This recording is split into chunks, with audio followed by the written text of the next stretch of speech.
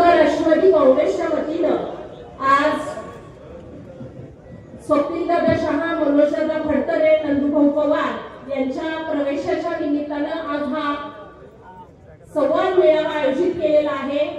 प्रवेशाच्या निमित्तानं उपस्थित असलेले राष्ट्रवादी काँग्रेस पक्षाचे राष्ट्रीय अध्यक्ष व आपल्या सर्वांचे मार्गदर्शक सन्माननीय अजितदादा, उपस्थित असलेले तालुक्याचे मार्गदर्शक सन्माननीय रमेशप्पा थोरात, शेजारच्या तालुक्यातले कारखान्याचे चेअरमन राजूदादा नागवडे, उपस्थित असणारे आपल्या सर्वांचे सहकारी विद्वान बाबा जगदाळे, स्टेजवरील पुणे जिल्हा राष्ट्रवादी काँग्रेसचे अध्यक्ष प्रदीपदादा गारेटकर, दौंड तालुका व शहर राष्ट्रवादी काँग्रेसचे सर्वच पदाधिकारी, गुरुदादा नारंग असतील, नितीन भाऊ गोरके असतील, ज्योतिताई झुरुंगे असतील, सोनालीताई फुल असतील, नितीन स्वामी असतील व सर्वच दौंड शहरातून व तालुक्यातून आलेले सर्वच आजी माजी पदाधिकारी व ज्यांचा खऱ्या अर्थानं अजितदादांवर प्रेम आहे ते सर्वच कार्यकर्ते।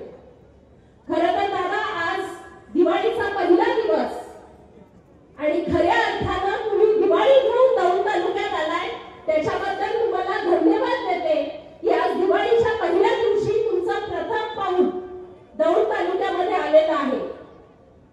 आज स्वप्नील शहा आणि त्यांचे सर्व सहकारी यांचा राष्ट्रवादी काँग्रेसमध्ये प्रवेश आहे।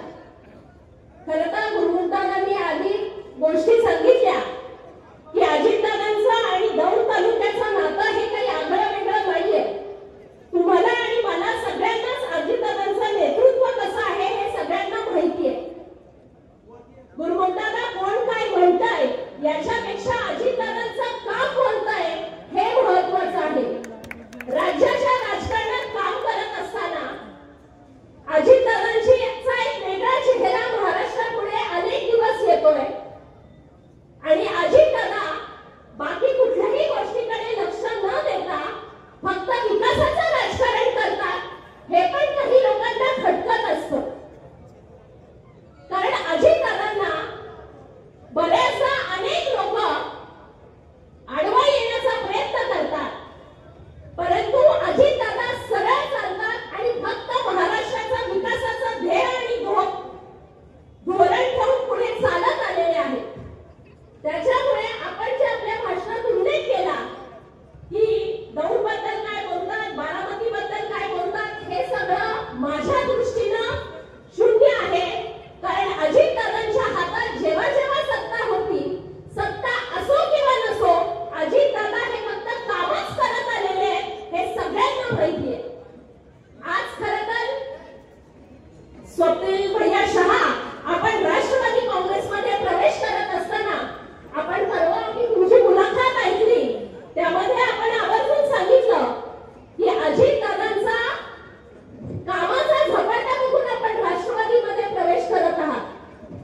स्वप्नील भैया, तुम्हाला तर कामाचा झपाटा जवळून बघतोय, पण उभा महाराष्ट्र बघतोय की दादा काम कोणाचंही असो ते मार्गी लावण्याचं काम अजितदादा कायम करत आलेले।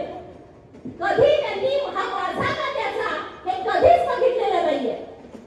आणि दौंड तालुका, आपण तर शेजारी आहोत, दौंड तालुक्याच्या बाबतीत पण अजितदादांनी जेव्हा जेव्हा त्यांच्याकडे मागण्या केल्या त्या पूर्ण करण्याचं धोरण अजितदादांनी घेतलेलं आहे।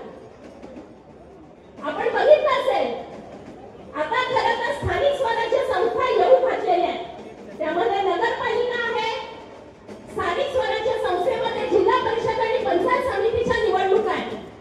मी कार्यकर्त्यांना एकच आव्हान करेन की आपला नेता अजितदादा आहे आणि अजितदादांचं नेतृत्व डोळ्यापुढे ठेवून आपण सगळ्यांनी मार्गक्रमण करावं। कारण शेवटी आपण सगळेजण समाजकारण आणि राजकारण कशासाठी करतो, तर विकास काम करण्यासाठी करतो। आणि म्हणूनच आजच्या दिवशी मी जास्त बोलणार नाही, पण दादा तुम्ही तालुक्यात आला आणि तालुक्यातलं वातावरण पूर्ण बदललेलं आहे हे आवर्जून या कार्यक्रमानिमित्तानं सांगते। मी सगळे लोक